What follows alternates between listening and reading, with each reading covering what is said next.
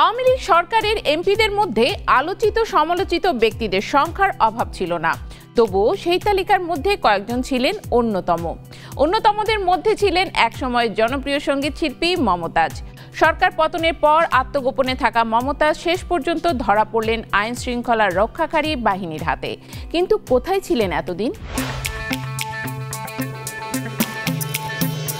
গত বছরের 5 আগস্ট আওয়ামী লীগ সরকারের পতনের পর দলের নেতা কর্মীরা হয়ে পড়েন দিশাহারা।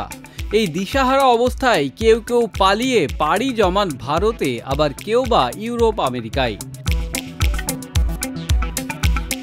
তবে যারা পালাতে ব্যর্থ হন তাদের কেউ পালাতে গিয়ে ধরা পড়েন, তো কেউ থাকেন আত্মগোপনে থাকাদের মধ্যে ছিলেন আওয়ামী লীগের মানিকগঞ্জ 2 আসনের সাবেক এমপি মমতাজ বেগম। শেষ পর্যন্ত তার আর আত্মগোপনে থাকা সম্ভব হয়ে ওঠেনি। গত 12 মে সোমবার ঢাকা মহানগর গোয়েন্দা পুলিশ ডিবির হাতে গ্রেপ্তার হন তিনি। সরকার পতন হতে চলেছে প্রায় 1 বছর। এই সময়ের মধ্যে 2024 সালের 13 অক্টোবর রাতে নিজের ফেসবুকে একটি গান পোস্ট করে একবার আলোচনায় আসেন তিনি। তারপর অবশ্য তাকে আর দেখা যায়নি কোথাও। এই দীর্ঘ বিরতির পর গ্রেপ্তার হয়ে আলোচনায় এসেছেন তিনি আবারও। গ্রেপ্তারের আগে তিনি ঢাকায় একটি স্থানে লুকিয়েছিলেন। ঢাকায় থেকেও বেশ গোপনীয়তার সঙ্গেই ছিলেন মমতাজ।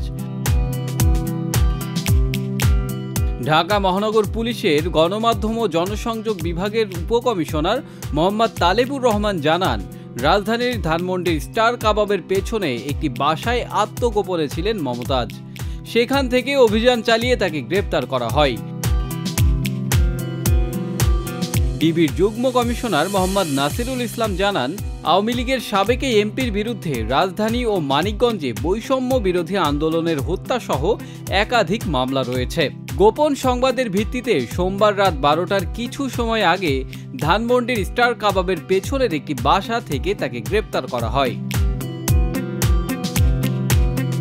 সাবেক প্রধানমন্ত্রী শেখ হাসিনাকে নিয়ে জাতীয় সংসদে গান গেয়ে বিভিন্ন সময় আলোচনা সমালোচনার জন্ম দেওয়া কণ্ঠশিল্পী মমতাজ বেগম সর্বশেষ দ্বাদশ জাতীয় সংসদ নির্বাচনে মানিকগঞ্জ 2 আসন থেকে আওয়ামী লীগের হয়ে নৌকা প্রতীকে নির্বাচন করেছিলেন।